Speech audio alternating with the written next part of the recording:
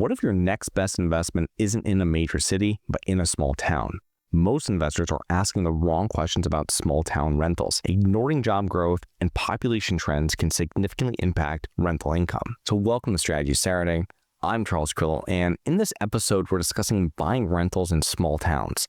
The good, the bad, and the parts that no one talks about. Whether you're a new investor or already building your portfolio, understanding small town investing is crucial to avoiding costly mistakes and identifying hidden opportunities. So purchasing rental properties in smaller towns can be a lucrative investment, but it has advantages and disadvantages that investors must consider before getting started. Now, before we examine the pros and the cons, I would like to outline a few key factors that every investor should consider and understand before selecting a market. So number one is jobs. So jobs, job growth, and industry diversity are the most crucial metrics to consider when selecting a market.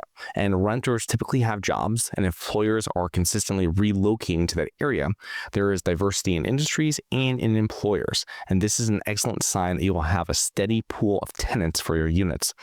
And you don't want to see one employer employing more than 20% of tenants at your subject property.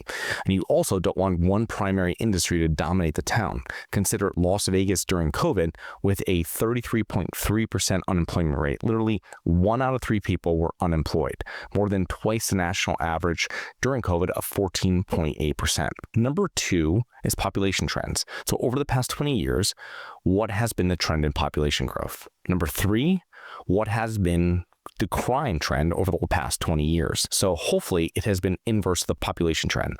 So over the last 20 years, you can just easily pull up these maps right on Google. We have a number of different websites. If you want to reach out, we'll put them also in the show notes that we check when we're looking at population trends. But really what you want to see is with your population trends, pull up over the last 20 years, you want to see that slightly upticking over that time. Maybe there'll be some down years and higher years, but it's really going to be a consistent line if you do 20 years ago and today. And then you want to see the inverse of that with crime, where small trickles down. The thing with crime, which you don't really see, just as another side note here, is why 20 years? 20 years is the big thing because it gives you the real picture of what's happening. So in population, you can have something. So if we just chose, let's say, Florida, right? Just during COVID, we're going to see these massive spikes, right, of that happen. Now, if we went over 20 years, we might see in that same market, like in Tampa, let's just say it would be, it's looking good over 20 years, but it might not be really accurate if you're just taking a small sliver of that, right? That's why we do 20 years. The same thing with crime.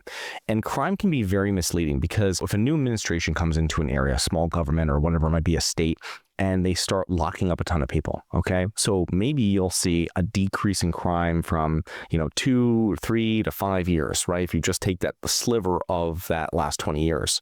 And you might say, okay, look, it's decreasing. But the thing though is that crime is not just about locking up people, it's about education and healthcare. And you see which communities and governments are investing into education and healthcare when you look at it over a 20-year term, okay? So over that 20-year term, if I see it ticking down, I know that not only is they're working on crime and they're decreasing it, but when the people are coming through the system, they're actually being rehabilitated, right? And this is something that we know that this is, if they've got it working now, it's most likely going to continue. That's why the 20-year trends. But these are just 3 out of our top factors. To learn more in depth about how we choose markets for multifamily properties, you really want to listen to SS2 and SS3. And with these factors in mind, let's continue with the pros and cons of small town investing there. So what are the benefits of purchasing rental properties in small towns? First off, lower purchase prices. Typically, purchase prices are lower in small towns than in larger cities. Less competition. In small towns, there is less competition from other investors when buying properties and less competition for tenants.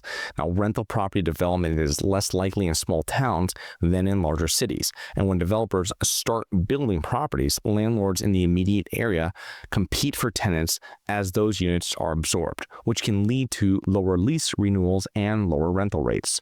Another thing is long-term tenants. It's common for tenants in smaller towns to move less frequently, which minimizes turnover costs and is key to making money in multifamily investing, as well as reducing landlord hassles. Possibility of higher cash flow. So lower purchase prices, consistent rental rates, and reduced competition for tenants are ideal for generating higher, consistent cash flow. So what are the possible challenges of buying rentals in small towns? Liquidity.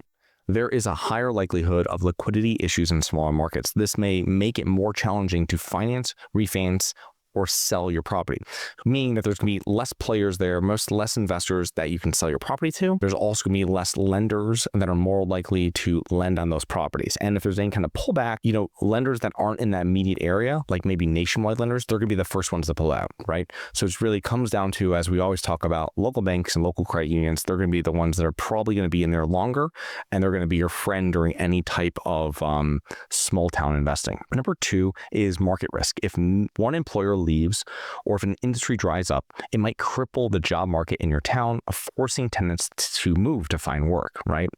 It's less likely to gentrify. So identifying properties in gentrification wave is really the key to achieving above average real estate returns, right? So we can buy and hold in areas that are growing a little bit. Those are going to be great, solid wealth building assets. If you're looking to kind of move the needle a little bit more, you really have to get a little granular in really identifying properties in this gentrification wave, as you can find properties in areas and neighborhoods that are on the upswing, okay? And this could take longer. This is where some investors might make a mistake is, the wave is coming, they're in the water. However, it might take longer to catch that wave than they expected, right? So it's difficult when you're having investors where you're trying to value add something in 3 to 5 years. It's much easier if you're buying something and you go, I know it's 10 years. I'm going to stay here for 10 years.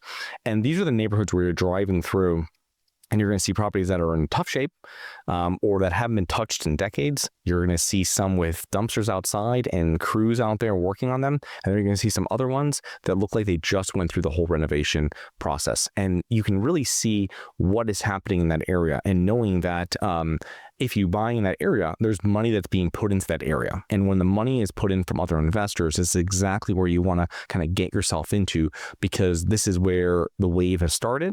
And some people might be early, but finding properties that haven't been touched is going to get you in there as well. The problem is really timing what that time frame is going to be. So at that point, it's difficult to time that, just as a little side note there. And you might come back after 10 years if you've never been in a neighborhood and you go, wow, this has really changed. However, if you're the investor there and you've been banking on higher rents, they might be harder to obtain. The other thing too is in this area is it becomes a little trickier of figuring out how much you really want to renovate those units. Are we going to go with granite, or are we going with a really nice laminate? These are the questions that you have to really figure out when you're doing your market analysis, because the market might not be there for granite yet. It might not be there for many years for granite, but this is what we have to do now so that we can rent it, which is going to give us the best return on our investment at this point. And the problem with small towns is that fewer investors are buying and renovating properties, and these areas do not really gentrify as much. So you're buying properties in a tertiary market, a small little town that's maybe 45 minutes outside the main city. There's not going to be as many investors going in there and pumping dollars into those areas to change them. Okay, it's much different if you're kind of in a main city, right? And you have investors from all over that want to come in, and they know that they're going to be able to do the work. They're going to have a large tenant base to choose from. They have a lot of employers there that are pulling people there, and they know that it lowers their risk. It increases your risk when you come in to do large renovations in smaller towns. And if they do, it usually occurs over a longer time horizon. The next is a smaller potential renter base. So with fewer people to rent apartments, your unit's downtime between tenants could be higher, even if they stay longer. So as we talked before, one of the benefits is that they're going to stay there longer in the properties. However, you also have to know that, yes, they might, normal tenant might stay 2 years, right? In a normal market, let's just say, in this market, they might stay for 4 years, right? But then you think the time between it, hey, usually in a normal market, I can do it. There's 2-3 months of downtime. This might be 6 months of downtime, right? So you have to also pencil this in, that when it's rented, it's great. But when it's not, it's going to take longer downtime. You're going to be paying people probably more to rent those units, right, than you would have in a larger city where they have a consistent, inflow of potential tenants. Now, this episode is not meant to dissuade investors from buying properties in small towns, but rather serves as a guide to obstacles to be aware of when locating markets, choosing towns, and ultimately purchasing rental properties. So I hope you enjoyed. Please remember, rate, review, subscribe, submit comments and potential show topics at globalinvestorspodcast.com. If you're interested in actively investing in real estate, please check out our courses and mentoring programs at syndicationsuperstars.com. That is syndicationsuperstars.com. Look forward to 2 more episodes next week. See you then. You always want to invest in real estate, but didn't have the time, Didn't know where to find the deals? Couldn't get the funding? And didn't want tenants calling you? Since 2006, I've been buying income-producing properties in great locations that provide us with consistent passive income while we wait for appreciation in the future and take advantage of tax laws while we're waiting. And unlike your financial advisor, we invest alongside our investors in every property we purchase. Check out investwithharborside.com. If you like the idea of investing in real estate, if you like the idea of passive income, partner with us at investwithharborside.com. That's investwithharborside.com. Nothing in this episode should be considered specific, personal, or professional advice. Any investment opportunities mentioned on this podcast are limited to accredited investors. Any investments will only be made with proper disclosure, subscription documentation, and are subject to all applicable laws. Please consult an appropriate tax, legal, real estate, financial, or business professional for individualized advice. Opinions of guests are their own. Information is not guaranteed. All investment strategies have the potential for profit or loss. The host is operating on behalf of Syndication Superstars LLC exclusively.